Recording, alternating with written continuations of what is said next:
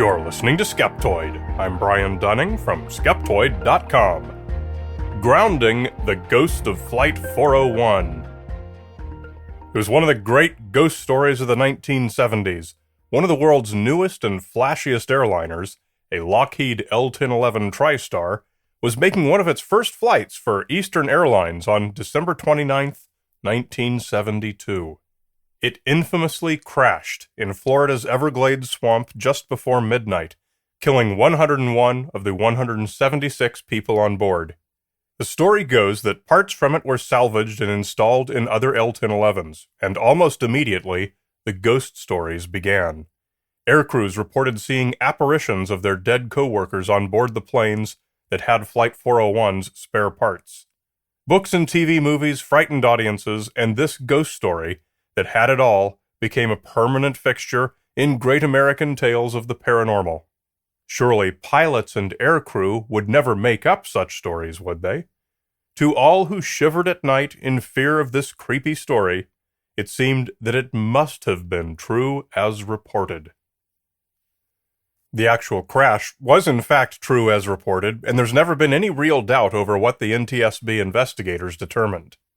Pilot Bob Loft, co-pilot Bert Stockstill, and flight engineer Don Repo were bringing the plane in to land at Miami International Airport.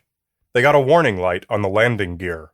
Loft told Stockstill to put the plane on autopilot while Repo went below to the avionics bay, called the Hellhole, to manually check the landing gear. Loft accidentally nudged the control yoke, perhaps with his knee, while turning around to speak to Repo, and the autopilot mode was one which followed whatever pitch the pilot set with the yoke. None of them realized in the dark that they were gradually descending, as their attention was on debugging the landing gear indicator. Stockstill began a turn to follow the airport's approach pattern, and immediately noticed their altitude, but it was too late.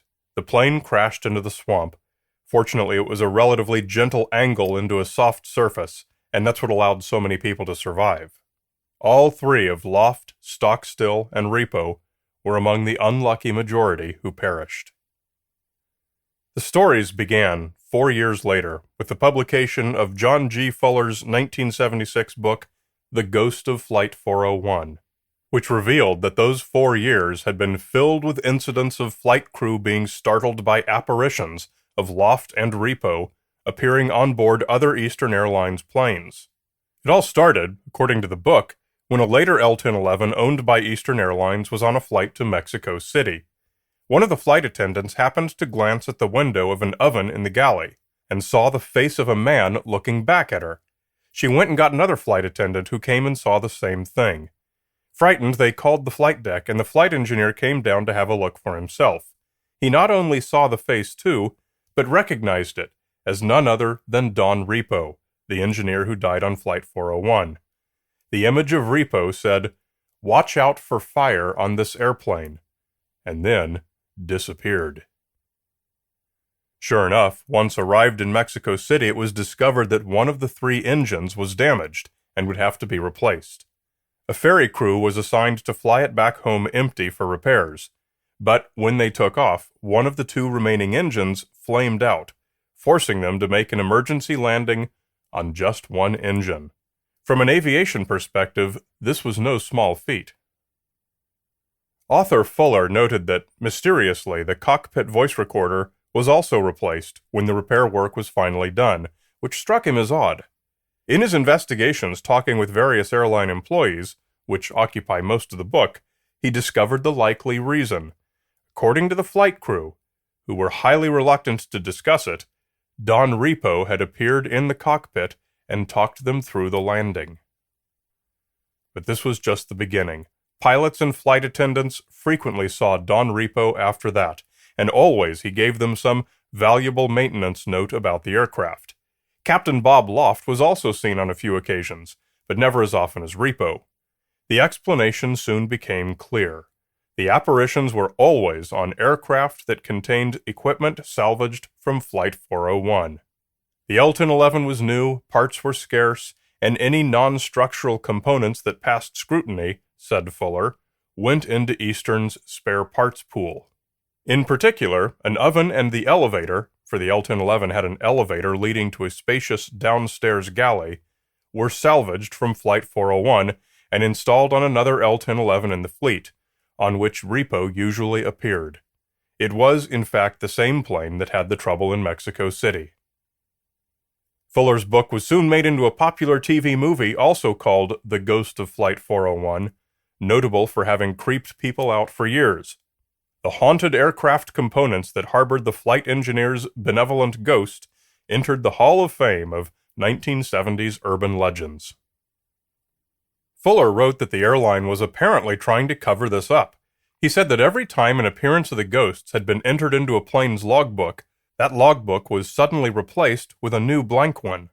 He told of an unidentified mechanic who came upon a whole stockroom of equipment, all in perfect working condition, that Eastern had ordered to be removed from various aircraft. They were all the pieces that had been salvaged from Flight 401, including the oven and elevator, but many other pieces as well.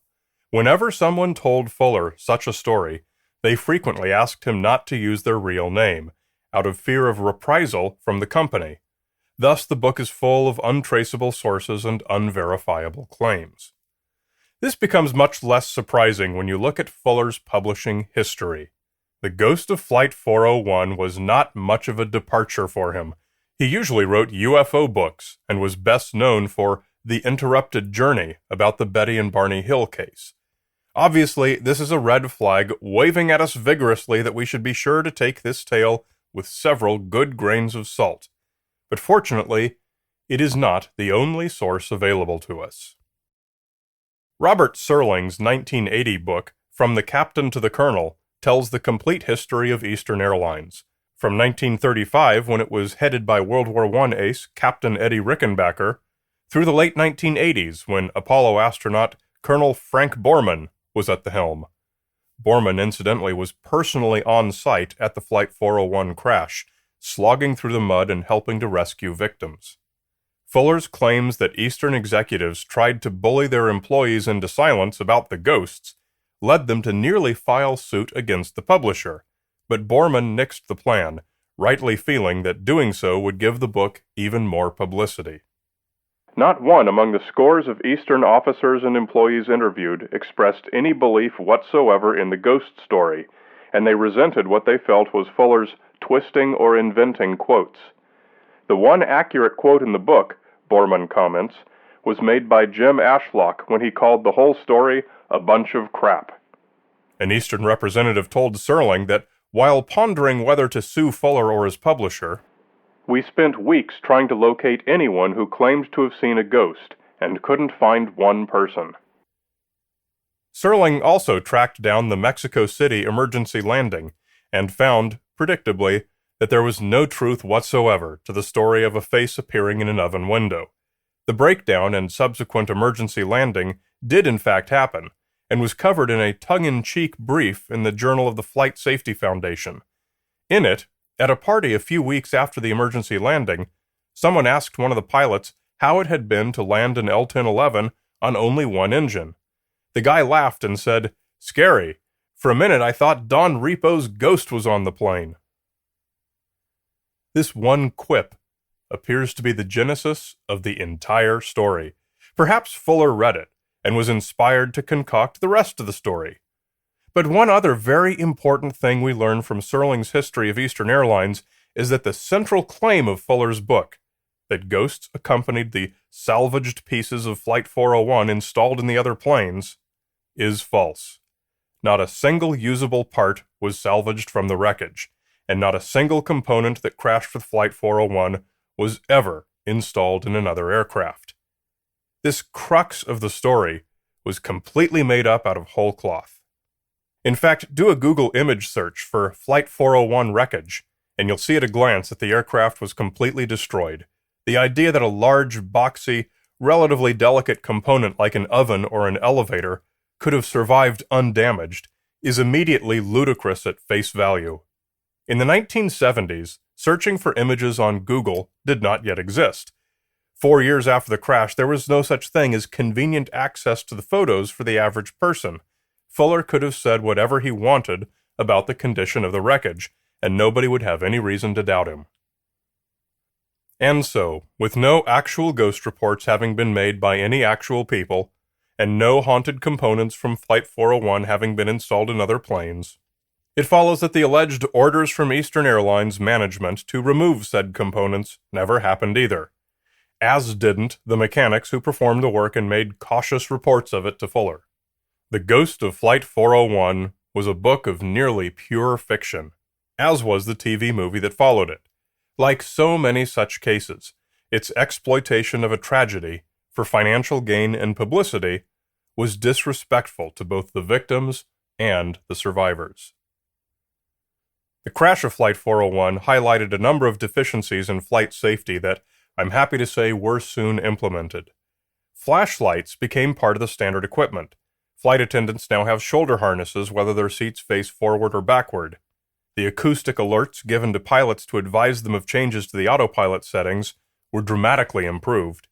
And the groundwork was laid for what later became the science of cockpit resource management, which aims to minimize human error by codifying communication, leadership, and decision-making in the cockpit. Some may have tried to turn this actual human tragedy into a fictional ghost story, but it was the efforts of the real people involved who used it to extinguish a few real ghosts in the form of safety flaws, to reduce the chances of the same type of accident happening again. To this day, more than 4 decades later, the survivors mark each December 29th, and some still gather at the crash site to remember those who were lost.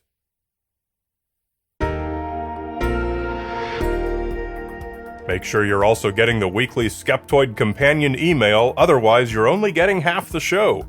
Come to Skeptoid.com and visit the members portal to sign up.